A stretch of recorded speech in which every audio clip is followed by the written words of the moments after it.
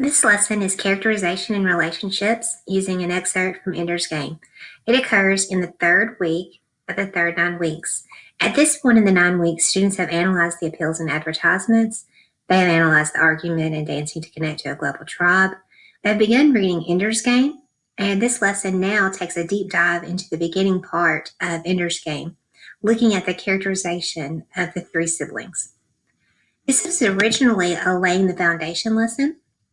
It focuses on characterization and relationships. It can be used independently of the novel. And so even if you weren't using the whole novel Ender's Game, you could use this as a standalone lesson. Taking a look at the original version of the lesson, you have your about the lesson, a lot of good information. You have your objectives listed there. You have your standards. And so there are many standards addressed in this lesson. The skills and the levels of thinking, all of the resources that you need, which basically you just need a copy of the lesson, the assessments that are included within the lesson, you have some teaching suggestions, and on this lesson, like many of the others, the answers are going to vary. We just want students to go below that surface level. We want them to dig deep into the text. So this is the PDF of the actual student lesson. You can see it begins with some brainstorming to connect to the students' lives. And then they dive into the passage. Notice here in the boxes, you may or may not have read the novel Ender's Game. You can use it just with this excerpt. So you have the excerpt to read. Then you have your definitions of characterization, direct characterization, and indirect characterization. We can see the spiral review of characterization that began with the first 9 weeks with the Looking Glass Wars, looking at Alice's characterization. Now we're just going deeper with this. We have some dialectical journals built into the lesson. Notice the scaffolding. With Ender, you are given 2 examples, and then they're asked to complete a third one. The blanks here, helping to analyze that characterization. Then they look at Peter's character. Notice the scaffolds pull away. Here they only have 1 example, and they're asked to complete 2. Again, we have some fill-in-the-blank questions, helping them to analyze. And then with Valentine's example, you have 1, and students are asked to complete 2. Again, you have the fill-in-the-blanks, helping them to analyze the relationship among the 3 siblings. And then they're asked to think about symbolism. Think about which symbol would apply best to which character. And then we go into foils.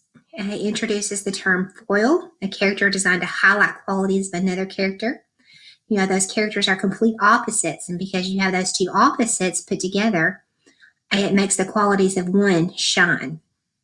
So think about 2 opposite characters, like in fairy tales. You have the evil stepmother paired with the sweet, innocent princess. Because you have those 2 paired together, it makes the princess seem all the more sweet and lovable, and the evil stepmother all the worse. So by putting those 2 together, they really shine. So we want to think about which characters in this scene function as foils, complete opposites of one another. And then they can create a visual representation of the relationships among the characters. And students can be very creative with this. It's amazing what they can come up with. So it's worth spending the time to let them think that through with a group and come up with their ideas. You can get some deep thinking with number 17 here. And then applying it to the thematic level, what other games are they playing in life? Then composition activities.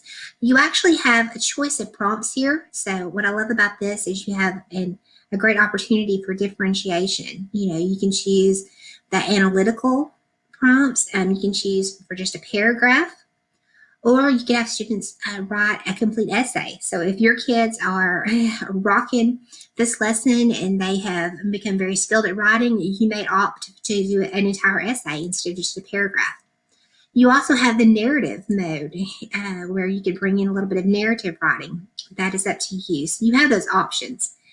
Now, in our digital version, we've chosen to go with the 8-sentence paragraph option. So again, this is the PDF original lesson. You could use this just with paper copies. For our training, we have chosen to use a digital version. Now, there is one other help I did want to show you. This is also in Canvas, and you'll have access to it for your students. This is just a resource listing some different adjectives that can be used to describe characters. So this is a great information page for students. So your students might need that scaffold. You could bring this in for them. Let's take a look at our digital lesson for today. We've taken the same lesson that we just looked at, and we have just made it into a Google Doc. So those same brainstorming questions, if you'll just take a minute and answer those, just like with our other lessons, you have the text box, click in there and type your answers. And then you'll read the excerpt. And then you will just put in your answers in the dialectical journal for Ender. And anytime you see a fill in the blank with that blue highlighting, you'll just double click in there and type your answers. It'll just show up right there. So if you'll do those, and then complete Peter, Valentine as well. Now, for the images, we've chosen to allow you some freedom here. So this is something you could do with your students. Instead of just choosing the images that were available for them, you could actually allow them their choice of creating their own images or simply copying and pasting some in from the internet. That's up to you. But the main thing is to explain, justify those answers. We want to hear their thinking behind it, because again, this is one of those answers will vary, and we just want to know their thinking behind it. Can they justify their answer? Thinking about the foils, as we talked about earlier. And then here again, with that visual representation for number 17, some creative answers there. So if you want to find an image that you think would represent the relationship among the three siblings, and paste that there. Explain your thinking. And then what we've chosen to ask you to do is to complete that 8-sentence AEC paragraph. Okay? So if you would, we want you to look at that prompt and think about analyzing one of the characters. You can choose any of the three siblings, Ender, Valentine, or Peter. Textual evidence. So since this is an 8-sentence AEC paragraph, we would ask that you have 2 pieces of textual evidence. So you'll look at those dialectal journals, choose 2 of the pieces of evidence, whichever 2 you think are the strongest, and incorporate those into your paragraph. You have your commentary, and that will come from the dialectal journal as well, and put those all together into your paragraph. We do have the scaffolding option here. If you want to take a look at the planner, now you can look at that link. This is something from the first 9 weeks that you can choose to use with your students as much as they need it. You know, you can provide them with this graphic organizer just to plan their paragraphs. You know, with all scaffolds, they pull away. So, you know, in the beginning of the year, we see that students need this. As your students become more adept, they may not need it, so you can just pull that away. Sometimes they get to the point where they just want to have that visual without actually filling it in.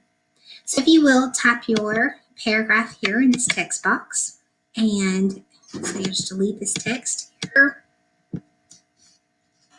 and then type your paragraph and use the highlighting noted here. If you have any questions, as always, just let me or Katie know, and we'll be happy to help. Thank you.